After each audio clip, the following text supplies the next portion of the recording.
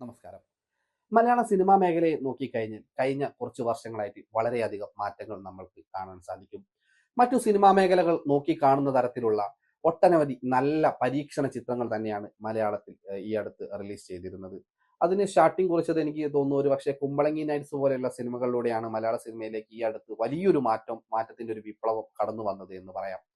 അതിനുശേഷം ഇറങ്ങിയ ഒട്ടനവധി ചിത്രങ്ങളും വളരെ വ്യത്യസ്തമായിട്ടുള്ള കഥകളും കഥാതന്തുക്കളും നമ്മളോട് സംസാരിക്കുന്നവയായിരുന്നു.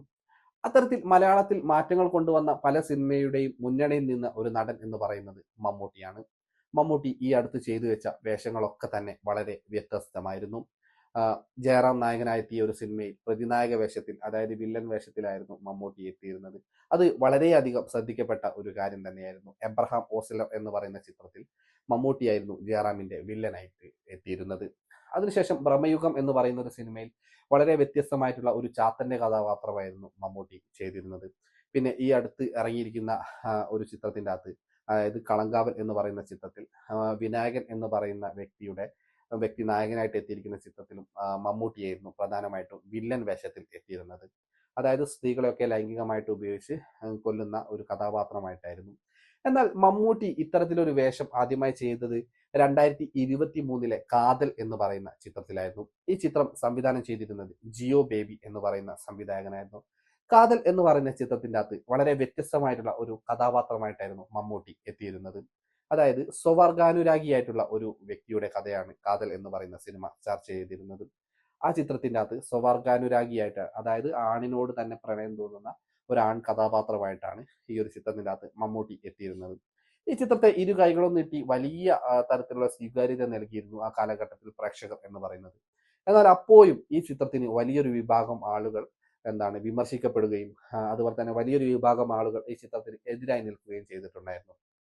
ഇപ്പോൾ ഇതാ കഴിഞ്ഞ ദിവസം കോഴിക്കോട് നടന്ന ഒരു ഫിലിം ഫെസ്റ്റിവലിന്റെ ഭാഗമായിട്ട് ഇതിന്റെ സംവിധായകൻ ജിയോ ബേബി പറഞ്ഞ ചില കാര്യങ്ങൾ ഇപ്പോൾ സോഷ്യൽ മീഡിയ ചർച്ച ചെയ്തുകൊണ്ടിരിക്കുകയാണ്.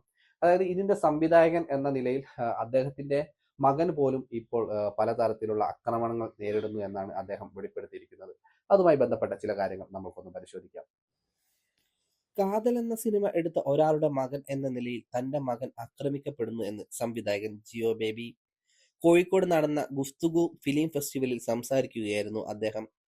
കേരളത്തിലെ സ്കൂളുകളിൽ കുട്ടികളുടെ മൊത്തത്തിലുള്ള വികാസം മുന്നിൽ കണ്ട് പുതിയ സിലബസ് പരീക്ഷിക്കുന്നുണ്ടെന്നും എന്നാൽ അവ പ്രയോജനപ്പെടുന്നതായി തോന്നുന്നില്ലെന്നും അദ്ദേഹം വ്യക്തമാക്കി. മകൻ പഠിക്കുന്നത് ഒരു എയ്ഡഡ് സ്കൂളിലാണെന്നും തങ്ങൾ താമസിക്കുന്നത് എറണാകുളം സിറ്റിക്കകത്തുള്ള സാമ്പത്തികമായി ഉയർന്ന ആളുകൾ താമസിക്കുന്ന സ്ഥലത്താണ്. സാധാരണക്കാർക്കിടയിൽ നിന്ന് മാത്രമല്ല നാം അപ്പർ ക്ലാസ് എന്ന് വിളിക്കുന്നവർക്കിടയിലും ഇത് സംഭവിക്കുന്നുണ്ടെന്നും അദ്ദേഹം പറഞ്ഞു. ഒരിടത്ത് ഇംഗ്ലീഷിലാണെങ്കിൽ മറ്റൊരിടത്ത് അത് മലയാളത്തിലാണെന്ന് ജിയോ ബേബി പറഞ്ഞു. മമ്മൂട്ടി നായകനായ ചിത്രമായിരുന്നു കാതൽ. ജ്യോതികയായിരുന്നു ചിത്രത്തിലെ നായിക. 2023 നവംബർ 23-നായിരുന്നു ചിത്രം തിയേറ്ററുകളിൽ റിലീസ് ചെയ്തിരുന്നത്. തമ്മിൽ പ്രണയിക്കുന്ന കരയുന്ന പുരുഷന്മാരെ കാതലിലൂടെ നാം കണ്ടു. മമ്മൂട്ടി സ്വവർഗാനുരാഗിയായ വേഷം ധരിച്ചപ്പോൾ ഭൂരിഭാഗം പ്രേക്ഷകരും അതിനെ ഇരുകൈ നീട്ടി തന്നെയായിരുന്നു സ്വീകരിച്ചിരുന്നത്. എന്നാൽ വിമർശനങ്ങളും വിയോജിപ്പുകളും ചിത്രത്തിന് ഉണ്ടായി. സ്വാതന്ത്ര്യത്തിനും സന്തോഷത്തിനുമുള്ള ജീവിതത്തിനുമായി പോരാടുന്ന ജ്യോതികയുടെ നായിക കഥാപാത്രവും ശ്രദ്ധേയമായിരുന്നു. ഫെബ്രുവരി 8 ഞായറാഴ്ച കോഴിക്കോട് ശിക്ഷക് സദനിലായിരുന്നു ഗുസ്തുഗു ഫിലിം ഫെസ്റ്റിവൽ സംഘടിപ്പിച്ചത്. വംശഹത്യ പ്രമേയമായി സംഘടിപ്പിച്ച ഫിലിം ഫെസ്റ്റിവലിൽ നിരവധി സാംസ്കാരിക പ്രവർത്തകരും സിനിമാ പ്രവർത്തകരും പങ്കെടുത്തിരുന്നു. വംശഹത്യയുടെ ഇടനിലക്കാർ എന്ന വിഷയത്തിൽ നടന്ന ചർച്ചയിൽ ഇടതുപക്ഷ ചിന്തകനും എഴുത്തുകാരനും പ്രഭാഷകനുമായ KEN ഗാസയിൽ ഉൾപ്പെടെ പ്രവർത്തന പരിചയമുള്ള ഡോക്ടർ സന്തോഷ് കുമാർ, ആക്ടിവിസ്റ്റ് നിഹാരിക പ്രദോഷ് എന്നിവർ സംസാരിച്ചു. സിനിമാ മേഖലയുമായി ബന്ധപ്പെട്ട ചർച്ചയിൽ സംവിധായകരായ സുധാ ലൂണ, കുഞ്ഞില മാസില മണി, അഫ്രദ് VK, എഴുത്തുകാരി ദീദി ദാമോദരൻ എന്നിവർ പങ്കെടുത്തു. മാധ്യമ പ്രവർത്തക ചന്ദ്ര സ്വസ്ഥയായിരുന്നു ചർച്ച മുന്നോട്ട് നയിച്ചിരുന്നത്.